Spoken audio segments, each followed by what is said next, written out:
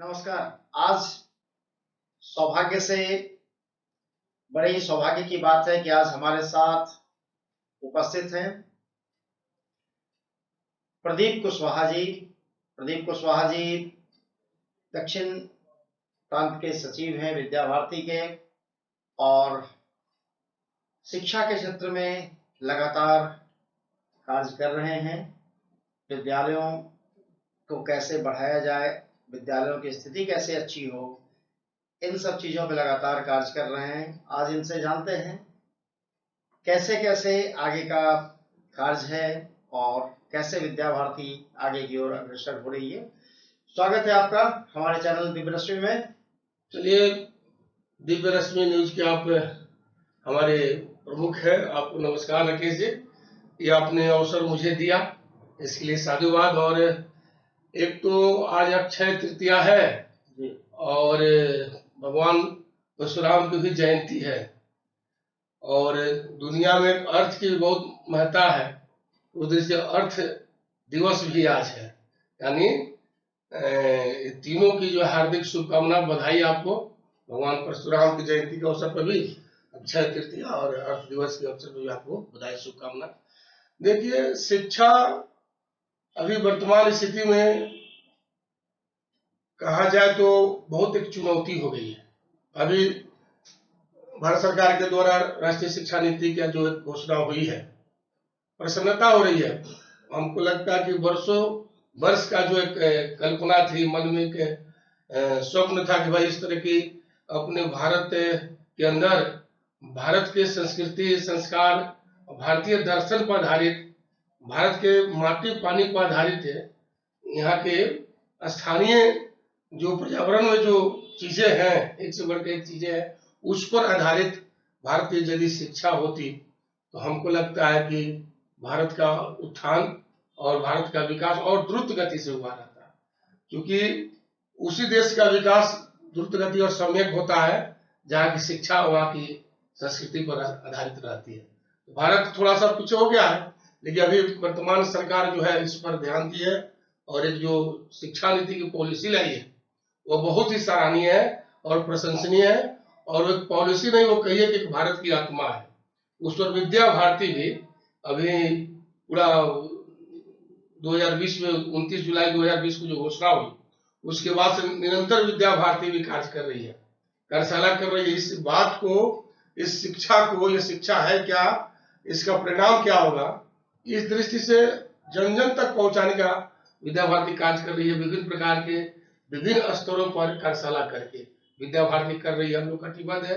इस बार विद्या भारती राष्ट्रीय शिक्षा नीति के आधार पर दक्षिण बिहार में 54 विद्यालय में प्रयोग के लिए, सरकार से पहले मैं काम कर रहा हूँ, प्रयोग के लिए 54 विद्यालय को मैं चयनित करके, और मैं ये राष्ट्रीय शिक्षा नीति के जो पाठ्यक्रम है, सिलेबस है, जो एक अपेक्षा की गई उस एनसीईआरटी में, उसके आधार पर 100 अपने से विवेक से आचार्यों और हमारे प्रधानाचार्यों के सहयोग से मैंने पुस्तक का निर्माण करवाया है। और अरुण, उदय और प्रभात, ये 3 नाम मैंने दिया, जो पूर्व प्राथमिक शिक्षा जिसको हम कहते हैं, नर्सरी, एलकेजी, यूकेजी की जो कल्पना है, सरकार भी जिसको आंगनवाड़ी के रूप से जोड़ने कर रही है, तो उस आधार पर हमारे यहाँ विद्या भारती अरुण, उदय, प्रभात कहते हैं, उसको मैंने जोड़कर 54 विद्यालय को चिन्हित करके मैं इस बार ये कार्य करने जा रहा हूँ। और सभी पढ़ाई भी प्रारंभ हो गई है। और उसमें आपको मजे की बात मैं बता दूं कि जादुई पिटारा जो अभी भारत सरकार के द्वारा शिक्षा मंत्री ने उद्घाटन किया, एकदम ये 54 विद्यालय में विद्या भारती के जो 54 चयनित विद्यालय है, जहाँ राष्ट्रीय शिक्षा नीति में मैंने पढ़ाई शुरू करवा दिया है, सभी जगह जादुई पिटारा का मैंने उद्घाटन करवाया। उसमें जादुई पिटारा में सभी आचार्यों के द्वारा, विषय जो जिस विषय के आचार्य है, समाज के द्वारा जो शिक्षण कार्य के उपकरण है, टीएलएम जिसको हम लोग कहते हैं, टीचिंग जिसको कहते हैं, उस रूप में निर्माण करवाकर हर विषय से संबंधित हर के सिलेबस के अनुसार मैंने उद्घाटन भी करवाया है, और पूरा मीडिया में भी ये सब आया है। और इस दृष्टि से विद्यालय एक कदम आगे चले, सरकार से आगे चले, और एक नयापन हो समाज में, और शिक्षा के माध्यम से समाज को एक संदेश दे कि ये राष्ट्रीय शिक्षा में ये नीतियां है, इस तरह के संस्कार है, इस तरह की बातें हैं जो हमारे भारतीय दर्शन पर आधारित है, ये बताने का मैं आगे आगे कर रहा हूँ और आगे भी करता रहूंगा। शिक्षा के साथ धर्म को समाप्त कर दिया गया। धर्मनिरपेक्षता का मतलब ब्रिटेन में होता है शासन और सत्ता का। शासन और सत्ता धर्मनिरपेक्ष होता है, लेकिन जनता नहीं। लेकिन भारत में ठीक इसका उल्टा किया गया और शिक्षा के साथ धर्म को समाप्त कर भारत में कुछ ऐसे आर्टिकल इंप्लीमेंट किए गए जिसमें कि हिंदू तो अपने धर्म का प्रचार नहीं करें और बाकी लोग धर्म का प्रचार करें। तो क्या ये भारतीय शिक्षा संस्कृति को नष्ट करने का प्रयास नहीं था? देखिए राकेश जी, ऐसा है कि ये सोची समझी साजिश है। और मेरा पूछिए तो शिक्षा जो है, मेरा अपना व्यक्तिगत ये है, शिक्षा को जो इसे जो जोड़ रहे हैं लोग, जो जोड़कर और जो मजहबी पढ़ाई कर रहे हैं, ये व्यवस्था सम्यक होना चाहिए। अगर एक पक्ष हो एक पक्ष नहीं हो, एक ही देश में दो तरह की नीति चलेगी, तो दो तरह की शिक्षा चले, ये ठीक नीति नहीं है। मैं भी इसका भर्त्सना कर रहा हूँ। और भारत देश है और भारत के जितने लोग भारतीय हैं, सभी भारतीय जनता है, तो सबके लिए एक नीति, एक शिक्षा होनी चाहिए। तो इसका हम समर्थक है। अगर है ऐसा, ये तो शिक्षा को पुराना घात है और मजहब को पुराना घात है, इसका मैं पक्षधर नहीं हूँ। नहीं, आपका आर्टिकल 30 कहता है कि अल्पसंख्यक अपने धर्म का प्रचार कर सकते हैं, वो बाइबल पढ़ा सकते हैं, कुरान पढ़ा सकते हैं, लेकिन हिंदू गीता और रामायण नहीं पढ़ा सकता है। तो ये तो हमारी सभ्यता संस्कृति को नष्ट करने का प्रावधान था ना। देखिए राकेश जी, यह तो अब अल्पसंख्यक आप किसको कहते हैं? ये बहुत पुरानी बात हुई। जिस समय ये बात हुई तो स्पष्ट कोई अल्पसंख्यक नाम का कोई यहाँ नहीं था। ये तो मणि ग्रंथ है हमारे। तो उस समय जब बंटवारा हुआ भारत पाकिस्तान का, तो स्पष्ट हो गया था हिंदू आ जाएगा, मुसलमान आ जाएगा। तो फिर अल्पसंख्यक कहाँ से आ गया? ये तो सोची समझी ये एक साजिश है। और आज के डेट में, आज आप 2023 की बात कर रहे हैं, इसमें अल्पसंख्यक कौन है? आप देखिए, वो अल्पसंख्यक नहीं, अल्पसंख्यक के नाम पर ये ढोंगे और ठगा जा रहा है समाज को। एक्सीडेंटल प्रधानमंत्री, ये प्रधानमंत्री जी, पहले प्रधानमंत्री जी ने कहा था आई एम एक्सीडेंटल हिंदू। तो एक्सीडेंटल हिंदू होने के कारण ही भारत को ये खामियाजा भुगतना पड़ा। देखिए, वो भी एक उनकी सोची समझी साजिश थी, क्योंकि वह प्रथम प्रधानमंत्री की बात आप कर रहे हैं ना, तो वो तो कभी हिंदू रहे ही नहीं। आप उनका इतिहास पढ़िए, उनके बारे में जानिए, तो फिर वैसे लोगों को कुछ भी बोल सकते हैं, उसके लिए हम कुछ नहीं कर सकते आपको। नहीं तो भारत में जो सो कॉल्ड आजादी मिली, आजादी के बाद से सबसे ज्यादा शिक्षा को ही बर्बाद करने का प्रयास किया गया। अगर संघ ने विद्या मंदिर की स्थापना नहीं की होती तो शायद भारतीय लोगों को सरस्वती वंदना तक याद नहीं होती। उसके बाद भी संघ पे आरोप लगते हैं कि हम लोग शिक्षा का भगवाकरण करते हैं। देखिए राकेश जी, ये तो दृष्टि की बात है। ये दृष्टि कही है, जिसका जैसी दृष्टि है उसे वो देखेगा। यह भगवाकरण क्या कर रहा है? लोग कहते हैं कि आप करिए तो ठीक है, हम करें तो बुरा है। इसे थोड़ा होता है। दृष्टि उनकी सम्यक नहीं है, उनकी ये दृष्टि सम्यक नहीं है। अगर आप इसके पहले भी प्रश्न किए, हमको लगता है कि जो प्रथम प्रधानमंत्री हमारे देश में जो हुए, उनके स्थान पर अगर वल्लभ भाई पटेल आ गए रहते तो देश और समाज, आज राष्ट्र जो है कहीं कुछ अलग देश होता। और आज जो हम लोग ये देख रहे हैं या हम चर्चा आप कर रहे हैं, ये करने का मौका नहीं मिलता है। विद्या भारती का आगे क्या प्रोग्राम है? विद्या भारती एकदम कटिबद्ध है राष्ट्रीय शिक्षा नीति को धरती को उतारने के लिए, धरातल को लाने के लिए। उसको लेकर हम काम प्रारंभ भी कर दिए 54 विद्यालयों में। हमारी विद्या भारती बिहार में 2 प्रांत है, इसका 2 प्रांत है, उत्तर बिहार और दक्षिण बिहार। और एक क्षेत्र की रचना में जो उत्तर पूर्व क्षेत्र है, उसमें झारखंड भी इसमें आता है। तो ये 2 शासकीय प्रदेश में तीनों प्रदेश को मिलाकर हमारे क्षेत्र की जो कल्पना है, उसमें हमारे 54 विद्यालय चयनित है। और आप जोड़ लीजिए ये आप 162 विद्यालयों में हम प्रारंभ करना है और धरती पर लाएंगे। समाज के साथ जन जन के सामने ये रखने वाले हैं कि 3 वर्ष के बच्चे को क्या शिक्षा होनी चाहिए, किस स्तर पर होना चाहिए, उसको पढ़ाना है तो कैसे पढ़ाना चाहिए, और एकदम क्रिया आधारित शिक्षा देने जा रहे हैं। 3 वर्ष के बच्चा जो अरुण में आएगा उसको पुस्तक उसके लिए मैं नहीं दे रहा हूँ, पुस्तक उसके लिए लागू मैं नहीं कर रहा हूँ। वास्तविक लोग सब प्रयोग करता है वो ठीक नहीं रहेगा, क्रिया आधारित ही ठीक रहेगा। वो अरुण कक्षा के लिए अभिभावक के लिए मैं पुस्तक की रचना किया हूँ। शिक्षक के लिए पुस्तक है, अभिभावक के लिए, लेकिन बच्चे के लिए नहीं है। बच्चे ऐसे आएंगे और उनकी सारी गतिविधियां विद्यालय में होगी। दिन भर वो गतिविधि करेंगे, फिर घर पर जाने के बाद माता पिता उस गतिविधि को जो गृह कार्य करते हैं, होमवर्क करते हैं, मौखिक उसको कराएंगे। तो अभी तो प्राथमिकता के आधार पर राष्ट्रीय शिक्षा नीति को मैं स्थापित कर रहा हूँ, इसको लागू किया हूँ और जन जन तक पहुंचाने का काम कर रहा हूँ। बाकी विद्यालयों में और आप में क्या फर्क है?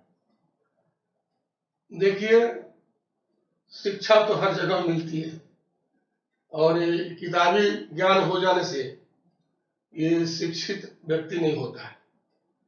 तो बाकी जगह जो है किताबी ज्ञान है, ज्ञान लोग दे रहे हैं, और शिक्षा मूल्य के बिना शिक्षा की कल्पना नहीं की जा सकती। संस्कार के बगैर, हाँ, मूल्य, वैल्यू जिसको संस्कार, मोरल जिसको बोलते हैं।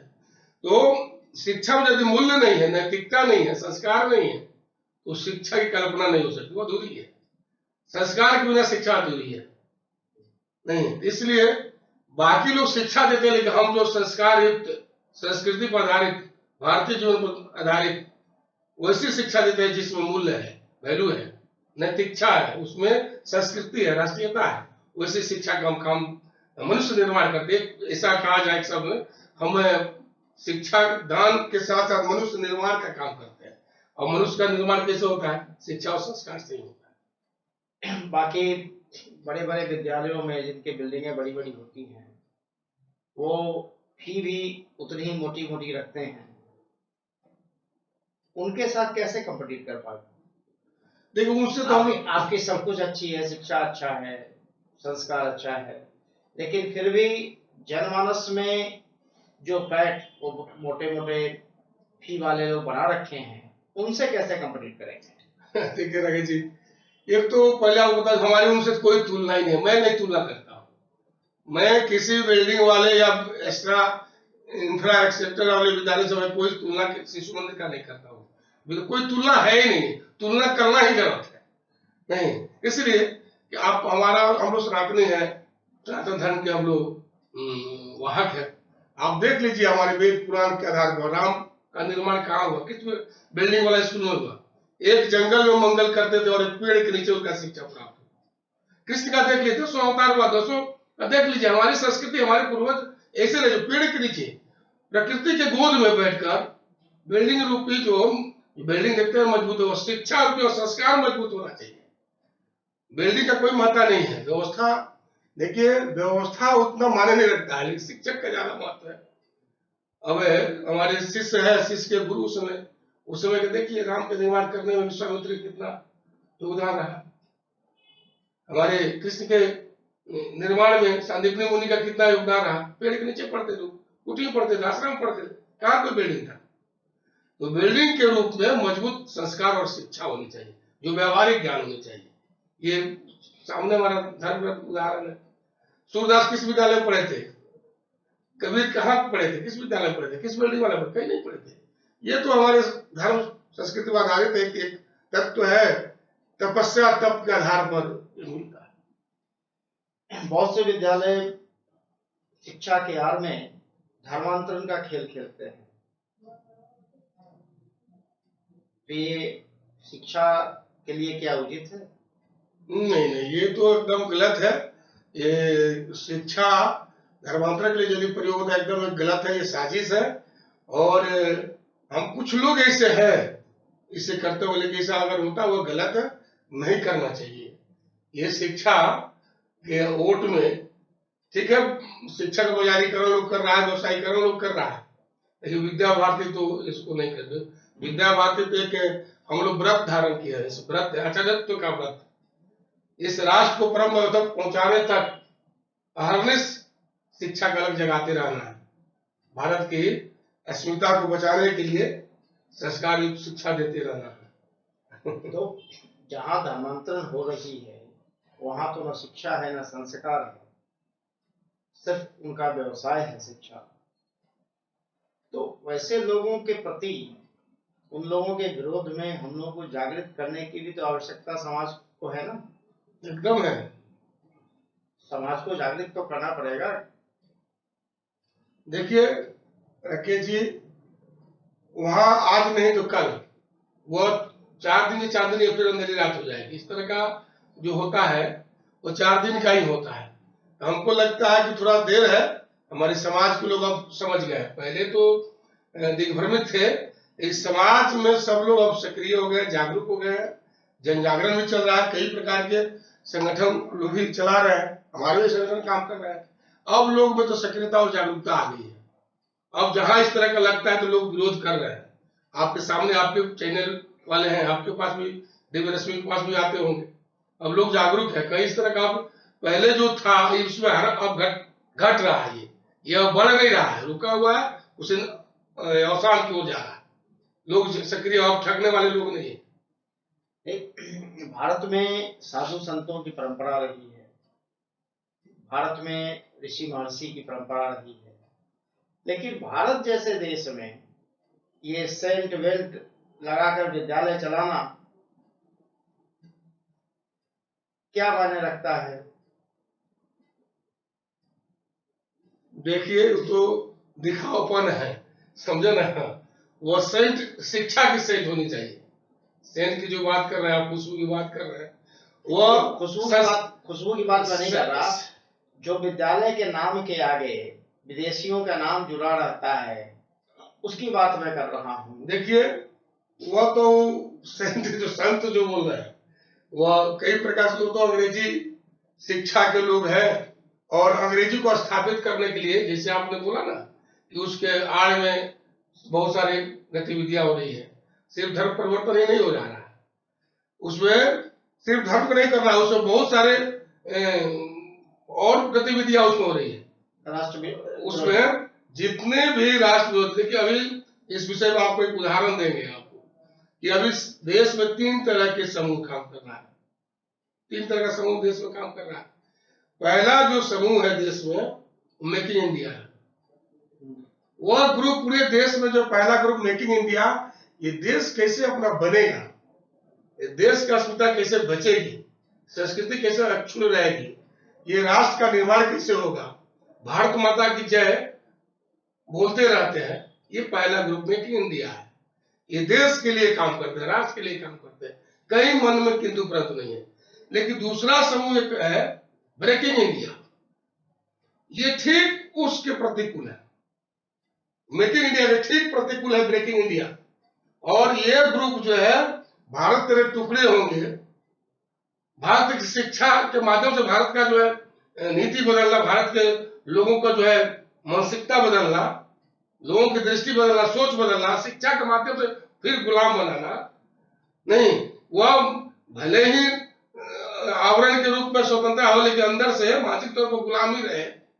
ये दूसरा समूह ऐसा काम कर रहा है, भारत के टुकड़ा करने के लिए, भारत विरोधी गतिविधि चलाने के लिए अन्य देशों का भी सहयोग लेकर इस तरह के दूसरा समूह आपके देश में काम कर रहा है। उसमें सेंट जो विद्यालय आप बोले, वो भी ग्रुप शामिल, और उसको वो अग्रेसर है, नेतृत्व करता है। नहीं, सेंट की जो बात, इसलिए वो तो सेंट लग गया तो उसके साथ बहुत सारे जो समाज में मजहबी लोग हैं, जिनको बैठा कर पढ़ाया जाता है, दिन रात आतंकवादी बताया जाता है, वैसे लोग भी उसमें शामिल है सेंट और इस सब में। नहीं, ये दूसरे ब्रेकिंग समूह के लोग हैं, ब्रेकिंग इंडिया वाले लोग हैं। इनका काम है बाधा डालना, देश को हानि पहुंचाना, देश के विरोध में जितनी गतिविधियां हो, जो माध्यम हो, चाहे विद्यालय हो, चाहे कंपनी हो, चाहे दवा हो, चाहे औषधि हो, जो माध्यम से करना है। और तीसरा समूह जो अपने देश में है, वह जो अभी पूरे बहुत बड़ा समूह है, लुकिंग इंडिया। लुकिंग इंडिया ये बहुत बड़ा, ये दोनों जो मेकिंग इंडिया और ब्रेकिंग इंडिया से बड़ा समूह लुकिंग इंडिया है, वह भारत माता की जय हो रहा है, राष्ट्र का निर्माण हो रहा है, वो भी बैठ मुख प्रदर्शक बनकर देख रहे हैं, उस पर कोई उनका प्रतिक्रिया नहीं होने वाली। या दूसरा ग्रुप ब्रेकिंग ग्रुप के लोग जो बता रहे हैं कि भारत के टुकड़े होंगे, या उस संत पॉल से लिखकर संत मेरी लिखकर आप उस शिक्षा के माध्यम से राष्ट्र विरोधी काम कर रहे हैं, वो कर रहे हैं, तो उनको कोई मतलब नहीं। उन लुकिंग इंडिया है, उनका काम है कोई कुछ कर रहा है उनको सिर्फ दिखते रहना है, मुझे कुछ नहीं बोला, चुप रहता है ग्रुप। ये तीसरा ग्रुप हमने भारत में ये काम कर रहा है। तो अभी जो विद्या भारती यही काम कर रही है कि ये जो लुकिंग इंडिया के लोग हैं इनको उठाकर ले जाकर मेक इन इंडिया में शामिल करना है। अगर वहां हो गए ये शामिल तो फिर ब्रेकिंग इंडिया ये जो समूह है वो धाराशायी हो जाएंगे। इस पर काम करने की जरूरत है। धन्यवाद आपका, आपने बहुत जानकारियां अच्छी दी। आपका बहुत आभार, आपने समय दिया। चलिए आपको भी धन्यवाद।